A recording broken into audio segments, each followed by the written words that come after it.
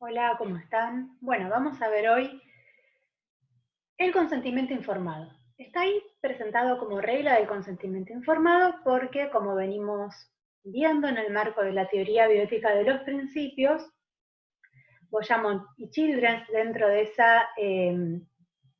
marco teórico, dentro de ese sistema que ellos proponen, compuesto de teorías, de principios, de reglas, de casos, proponen en ese marco a el consentimiento informado como una regla, basada fundamentalmente en el principio de autonomía. Sin embargo, vamos a ver también en esta clase, y vamos a tratar de ir un poquito más allá de la teoría biótica de los principios, que tiene sus límites, vamos a ver qué implica el proceso de consentir o de rechazar un determinado procedimiento médico o un determinado tratamiento. En el marco de las prácticas de salud, esto no es solo para los médicos, ¿no? Hay otros profesionales de la salud que también realizan prácticas, tratamientos, etcétera, donde todo esto entra en juego.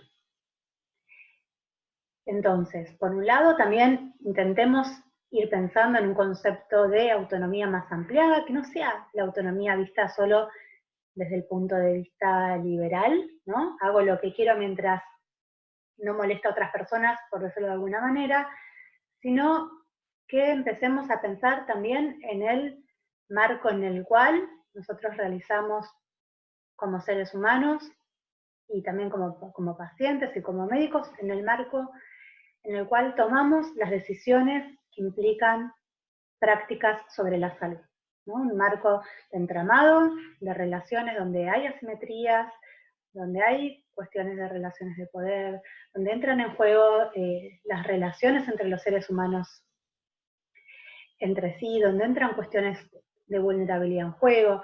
Entonces, sé que es un poco más amplio de lo que venimos viendo, pero si pueden, les digo, lean también otras teorías éticas para quienes quieran ampliar. Les recuerdo que tienen en el libro la teoría ética del cuidado también descrita, la perspectiva feminista también, las cuales tienen concepciones bastante distintas de lo que es la autonomía, mismo desde la teoría ética de Aristóteles, también la ética vista como una forma de vida, la ética como que incorpora el ejercicio de las prácticas de libertad.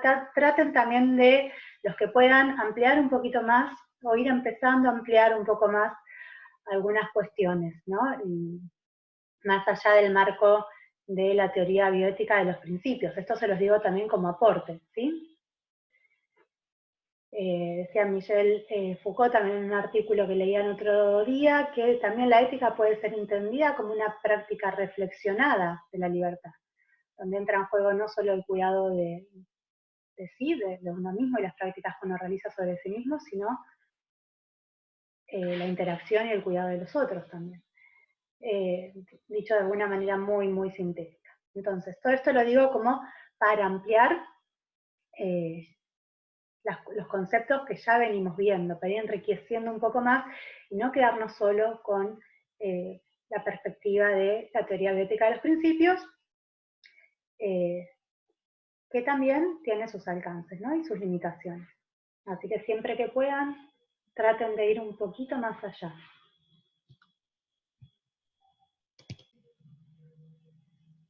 Bueno, luego de esta introducción, vamos al tema específico de la clase.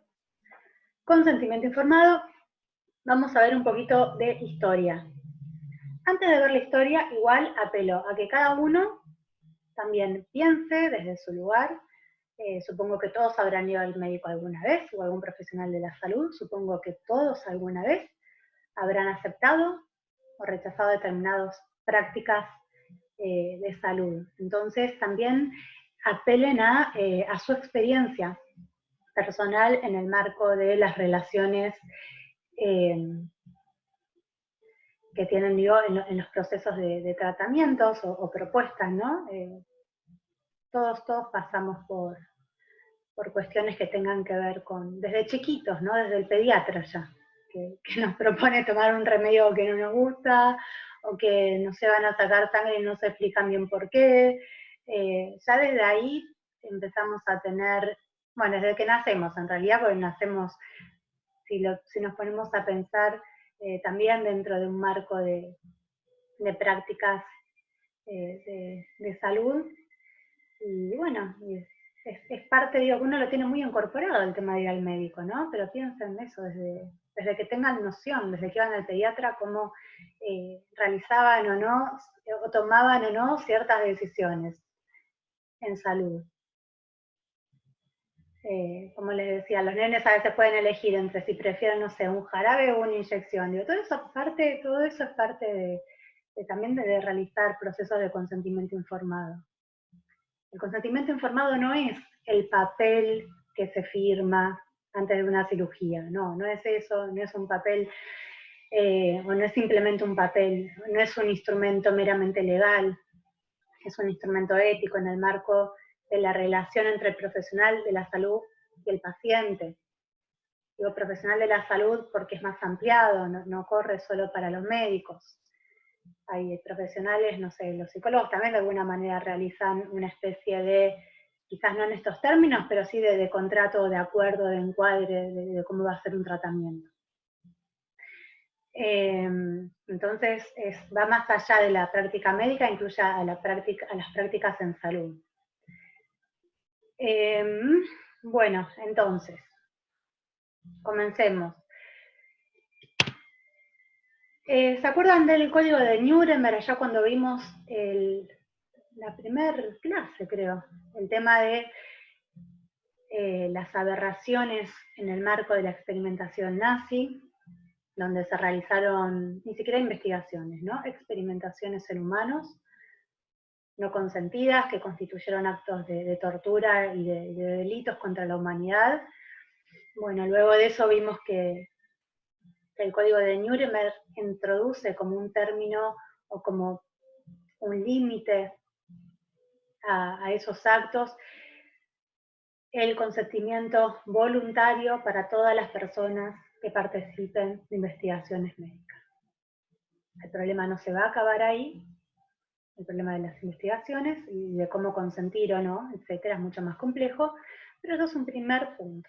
Las personas que participan de investigaciones hoy por hoy tienen que dar un consentimiento voluntario, válido, ¿sí? Escrito, bien informado.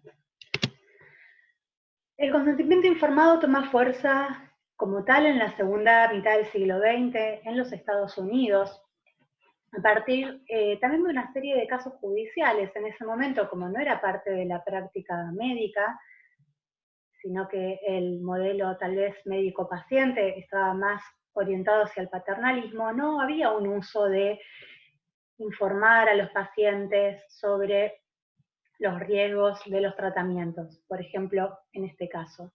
Hubo un caso así conocido, que luego les dejo el resumencito a continuación, donde un paciente, luego de una cirugía traumatológica, queda con una parálisis y demanda al médico porque no había sido informado de este riesgo.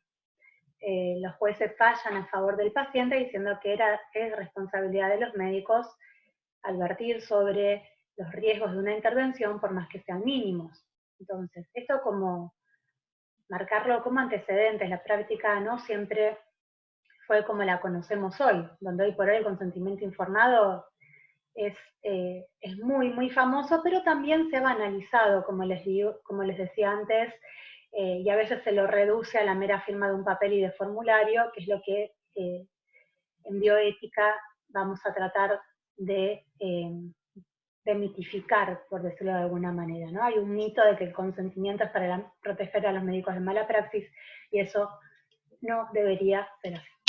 Entonces, contribuyeron también a incorporar la práctica del consentimiento informado, como vimos también en la primera o en segunda clase, todo lo que corresponde a los cambios socioculturales, también marcados en la defensa de los derechos de la minoría, entendiendo a los pacientes como una minoría, entendiendo también que formó parte de toda esta cuestión el cuestionamiento del saber médico tradicional, de poner en cuestión esa posición de saber, de incluir también el saber del paciente, de entender que la relación médico-paciente es una relación dada por una asimetría en el marco de una trama de relaciones de poder, etc. Continúo si no me engancho hablando de estas cosas. Entonces, les dejo acá este caso del 73, el juicio del cirujano. ¿En qué se basa o en qué podemos fundamentar la práctica del consentimiento informado? Bueno, tradicionalmente, o desde la teoría de los principios, marcamos dos argumentos fuertes, podemos pensar muchos más, pero marquemos al menos dos, que es el tema de proteger al paciente y a los sujetos de investigación de abusos contra sí mismos, ¿no? Contra no solo su autonomía, sino protegerlos de también actos que puedan dañarlos o actos de descuido por parte de los profesionales intervinientes. Por supuesto, el otro elemento muy fuerte es el respeto por la autonomía de las personas, entendiendo que los pacientes son quienes poseen la autoridad legítima, no legal, legítima, además legal, pero para tomar decisiones médicas, porque son decisiones que implican valores muy personales muchas veces y que tienen impacto significativos en sus vidas. Y a veces esto en la práctica de todos los días y en lo naturalizado que tienen los médicos ciertas cuestiones, esto se pierde un poco de vista, ¿no? Pero para una persona someterse, no sé, a una cirugía que luego le va a implicar, no sé, una rehabilitación larga, lo que fuera, o ¿no? Como cualquier otro tratamiento, son cuestiones que impactan fuerte, que modifican la vida y que las personas tienen que ejercer esas decisiones en un marco ampliado de la autonomía, no solamente a veces lo que necesitan saber, digo, en este proceso del consentimiento informado, no van a ser solo, bueno, qué riesgos tiene la cirugía, sino cómo va a ser mi vida después de esta cirugía, ¿no? Que es una pregunta un poco más, tal vez no se puede responder muy fácilmente, pero son cuestiones en las que hay que acompañar. Entonces, otra vez el consentimiento informado no se limita a un formulario, no se limita a firmar algo para que el médico quede protegido por mala praxis, no. Es un elemento que protege o sea, otra vez, la idea es que proteja al paciente y que amplíe la autonomía del paciente en el sentido de que es él quien tiene la responsabilidad también de tomar las decisiones sobre su salud. Pasa mucho a veces que el consentimiento informado entra como parte de la burocracia, a veces, y no sé, y uno ha visto o ve, o es parte de las prácticas que lo suelen dar como un papel más en, no sé, en una ventanilla antes de una cirugía, ¿no? Como parte de los papeles o de la burocracia que implica a veces hacer un trámite para una autorización de un procedimiento, de un tratamiento. Y ahí va información que es muy pesada muchas veces, porque los riesgos, por ejemplo, de una cirugía van, no sé, depende de qué cirugía, digo, pero puede ser algo no grave, no sé, como un poco de dolor, hasta la muerte, digo, y a veces todo eso va escrito como en una chorreada, en un chorizo de cosas que el paciente no sabe realmente jerarquizar esa información. Entonces,